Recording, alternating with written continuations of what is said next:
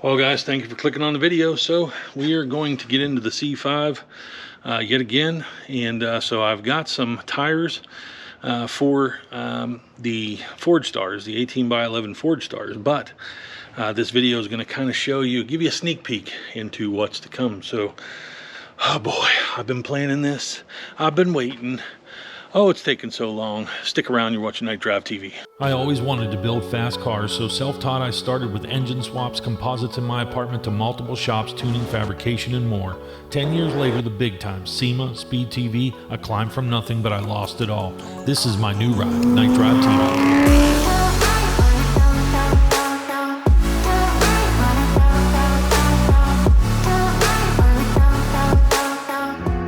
Drivers and drive vets. I've spotted something. I've spotted something. Oh my gosh. This is it, bro. This might be it. What's that? Oh, those are big boxes. Those are big boxes, bro. Oh, I got my knife right here. I need to go. My dog's name is Volk, as you may or may not know.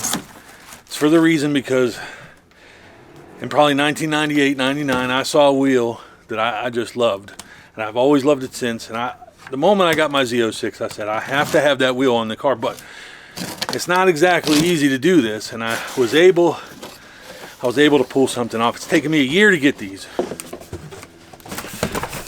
Here you go. Oh man, the seal of authentication. Oh man, this is gonna mold future content for this channel, and in the way that these fit and what I'm going to do around these wide body wise. Oh, it's going to be something, guys. It's going to be something. Dude, they're in a bonnet. Oh my god. Oh my gosh, man. That is a thing of beauty to behold. The concavity. Oh my gosh. Custom wide bodies are on the way. KnightDriveTV. Will she start? That's the question. I got light. If you're wondering about the C4, I do have videos coming for this. Oh man, look at that. Man, this thing has not run for a minute. She fires up. I love this C4. I'm gonna make a video here very soon about the plans for the C4, what I purchased for it, and what we're gonna do with it. I've really battled over what I want to do with the C4 for like a number of reasons, and I really need to make a video about it because I don't know, I was very torn actually. So, and it has a lot to do with how the values have gone up and how, you know, just perspective has changed, and I'm like kind of battling what exactly I want to do with it. Guys, I mean, let's be real. Who doesn't love this dash? I mean, I liked this dash when I didn't even like the old C4s, but now I like it all. And damn, that dash looks good.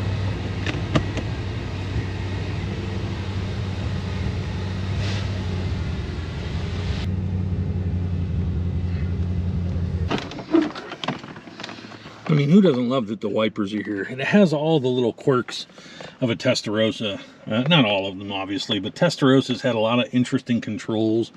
And the Testarossa I had was actually the same color combo. So when I'm in here, even though this car is so much cheaper, I feel like I'm kind of in my Testarossa. So I have to admit, it really gets me.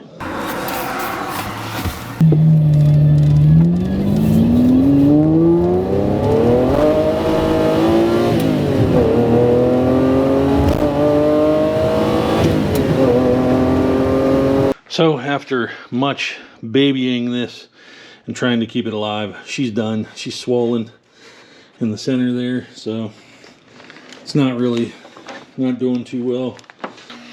So I definitely have a lot of immediate mods planned to get this car back to, well, up to competitiveness. And obviously the biggest concern, as you may have seen in the last video where I did the autocross session, was, you know, what's the deal with the oil smoke and things like that. So I'm going to have to investigate that. But first and foremost, we need battery, we need tires, and we're going to do a setup on the car. So I'm going to weigh it. Lots of things people wanted, so we're going to kind of do these videos in succession.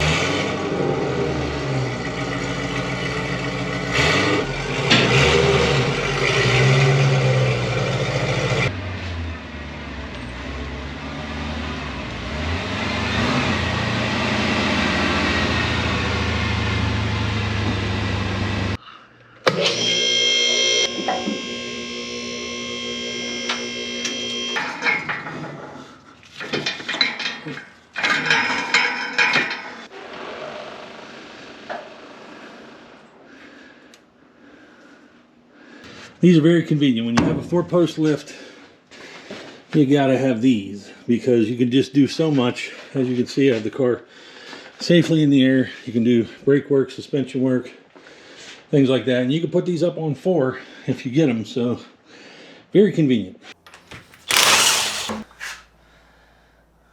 I've waited a long time for this. Alrighty, a moment of truth. So we're going to talk about another situation. Now these are the fronts.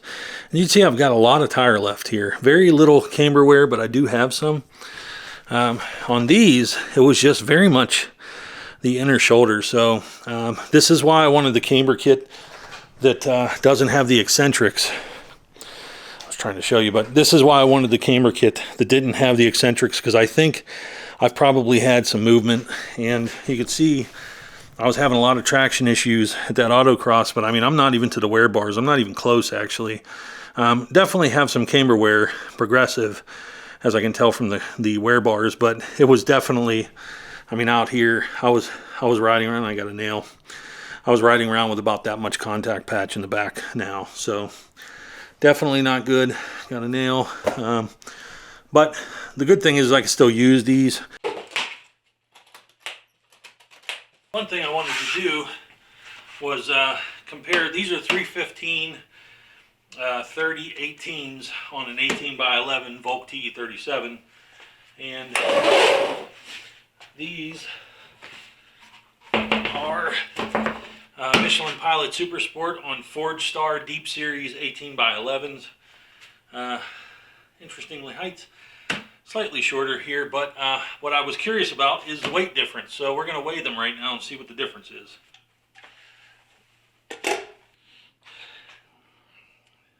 Okay, so we're zeroed out on the top left there, and we're going to see what the Forgestar F14 Deep Series 18x11 with a 295 Michelin Super Sport weighs. Okay, so we are looking at 47 pounds. Those are 18x11s with 295, 35, 18 Michelin Pilot Super Sports. Okay, so with 20 millimeter more tire in width and the rival S's, we are at 50 pounds. So we have a little bit of a net gain there. I'm curious about the weight of the tires, and so I'm going to try and put that on screen here. I'm going to look that up and see if I can find that data.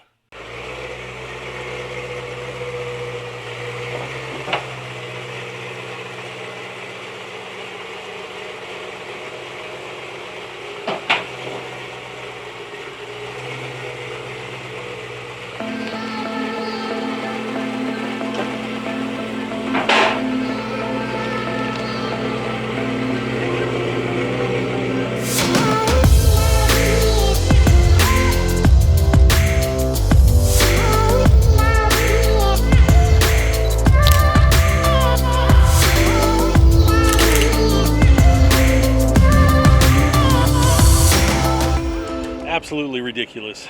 Oh man, I cannot wait to get this all set up, get this wide body. But let me show you how much is sticking out, just to give you a little bit of perspective, and then don't be underwhelmed, trust me, because when you work the shape, when you work the body, you want it to look accentuated. And I can always do more. I can always add. Okay, so right here we're looking at nearly 2 inches here. So you're looking at 4 inches of track width total. You can see the rears, the body is a little bit wider. It's about 1.5 inches, but I'm cambered in quite aggressively, so there's going to be about 2 inches front and rear. I don't know if the video does it justice, but my God, it looks mean.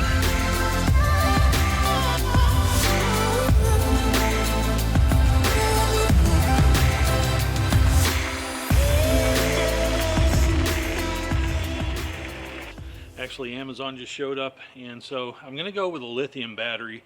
That was the issue. I talked about the Optima battery. I had it on a trickle charger, and I don't really think it was compatible with the AGM. I usually use the Optima trickle charger and a battery charger that's specifically made for Optimas, but I had it on another car, and I had these trickle charges, so I put it on there, and I think it overcharged, and that goes that. But you know, the battery's about 10 years old. I've really nursed it along with the Optima charger. If you have an Optima battery, I highly suggest getting the Optima charger, because that was the thing that kind of kept it alive. It had gone dead many times, and that Optima charger seemed to keep it alive pretty well. So I would suggest that. But I'm going to do a small lithium. It's got about 500, 600 cold cranking amps. It's pretty small though. So let me show you. Alrighty, so this is what I have gotten, and hopefully that focuses there. So it is the anti-gravity battery, and these have a battery management system on board, and they also have a restart to where they go down to a certain point and they don't allow the battery to discharge any further. The BMS system, I guess, on board basically, you know, shuts off the connection. So if there's a draw, it will allow enough power to where you hit the button and the vehicle should theoretically start. So a lot of people are going to say this is too small. They do have one that's, you know, sized appropriately for a vehicle, you know, a vehicle battery. So this is much smaller. They do say it's for race applications. I don't run any big onboard electronics. Now I do run air conditioning and things like that, but so do race cars. So we're going to see. Some of you guys, if you've ever, this is like the size of a motorcycle battery. Let me show you. Yeah, so there is literally nothing to this. It weighs like 3 pounds, so it's going to be a tremendous weight savings, obviously. As you can see, it has this button here, and this is the button you use when it goes into kind of like a cutoff reserve. So, you know, I have seen people do this, and then I've seen people say it didn't, you know, that they disagreed. So there's probably going to be a lot of debate over whether this is the right or wrong thing to do. Alrighty, so we are now got the car back on the lift. Obviously, it's a different day. So the challenge here now is I'm going to do an initial scan here. I want to, in the next video, I'm going to be doing the setup, camber, alignment, and different things to really position this tire where I theoretically really exactly want it to be. The difficulty with scanning this car is it's black, and black for 3D scanners that aren't maybe the higher end laser scanners, which can be $40,000, $50,000. This is an optical light scanner. This was still about $8,500, but it can do it, and I have gotten scans off of this. But what I have realized is I need the assistance of this spray here, and so this is the company that makes it. This is a blue spray, which I just recently purchased. I haven't used this blue, and so I'm not really familiar with the difference. But the good thing about this is you spray it on, and even though it puts, you know, what looks to be like some type of coating on the car, even as thick as you spray it on there, it evaporates and disappears completely.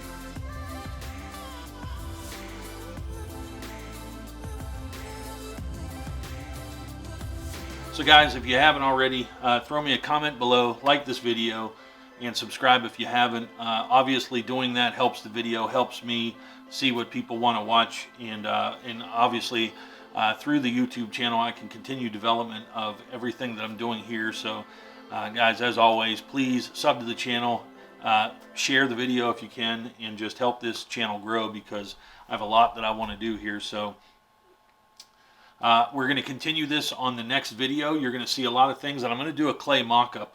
I have some ideas and you know, just techniques that I want to kind of work with to see how rapidly I can get this done. So that's what's going to be in the next video. I hope you enjoyed this, guys. I hope you kind of got a good taste of the process of what I'm going to be doing here. Obviously, very excited about the Volk Racing T37s. I've always wanted to see on this car. So we're going to continue this 3D scan. I'm just going to get this squared away. I wanted to show you the process, and you can check out here the end result I'll throw in.